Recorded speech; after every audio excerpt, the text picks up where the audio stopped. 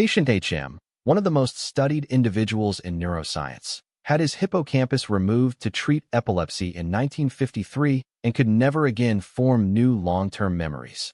Yet he could still learn new motor skills like mirror drawing, improving session after session while having no conscious memory of ever having done it before. This dissociation proved that memory is not one thing. It is a family of distinct systems supported by different brain structures. Explicit memory, also called declarative memory, is memory that requires conscious effort to encode and retrieve, and that can be verbally declared or described. It has two major subtypes. Episodic memory is autobiographical, memories of specific personal events located in time and place. Your first day of school, last Tuesday's dinner, where you were when you heard important news. Semantic memory is general knowledge about the world that has become decontextualized, facts, concepts, language, and categorical knowledge stripped of the personal experiential context in which they were originally learned. Episodic memory is sometimes called mental time travel because it allows conscious re-experiencing of past events. You do not just know that something happened, you can relive it from a first-person perspective with contextual detail. Remarkably, the same brain systems used for episodic memory are used for imagining future events. People with hippocampal damage who cannot form episodic memories also cannot richly imagine their personal future. This suggests that episodic memory and future imagination share a common constructive mechanism. Both involve assembling a coherent scene from stored details. Semantic memory stores facts and general knowledge about the world. Paris is the capital of France. Water is composed of hydrogen and oxygen. Dogs are mammals. Unlike episodic memories, semantic memories are typically decontextualized. You know that Paris is the capital of France without remembering the specific occasion when you learned it. Semantic memory is more resistant to normal aging than episodic memory, and certain forms of dementia preferentially affect one while sparing the other. Semantic dementia involves loss of general world knowledge while often preserving autobiographical episodes. Implicit memory, also called non-declarative memory, influences behavior without conscious awareness or deliberate retrieval. You are not aware of accessing it. It simply shapes what you do, perceive, or feel.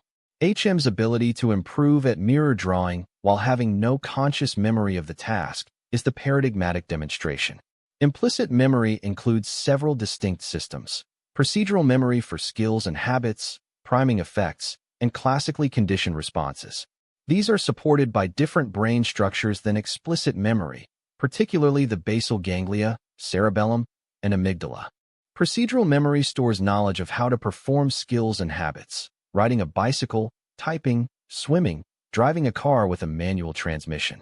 This knowledge is encoded through repeated practice and becomes automatic and unconscious, allowing skills to be performed with minimal conscious attention. Procedural memory is extraordinarily resistant to neurological damage that devastates explicit memory.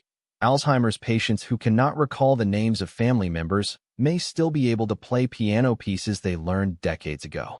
Priming is a form of implicit memory in which prior exposure to one stimulus influences the processing of a subsequent related stimulus without conscious awareness.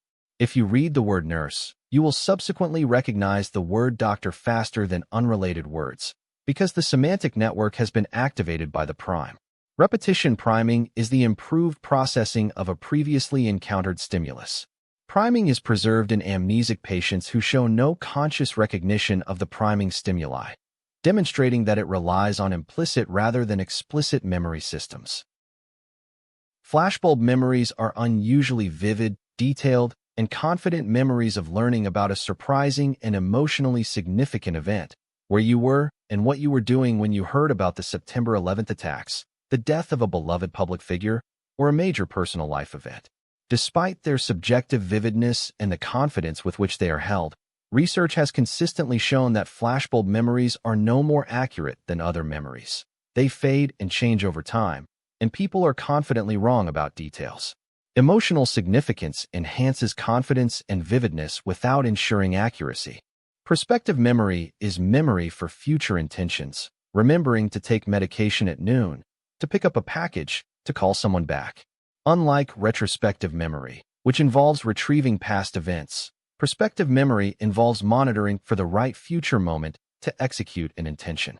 Prospective memory failures, forgetting to do something you intended, are among the most common everyday memory complaints and are particularly prevalent in older adults. Event-based prospective memory, remember to do X when Y happens, is more reliable than time-based prospective memory, remember to do X at 3 p.m. The taxonomy of memory systems, explicit versus implicit, episodic versus semantic, procedural versus priming, is not just academic classification. It reflects real dissociations in brain anatomy and function, demonstrated by patients like HM, whose different memory systems were differently affected by the same surgery. Understanding memory taxonomy means understanding both human cognition and the neural architecture that supports it.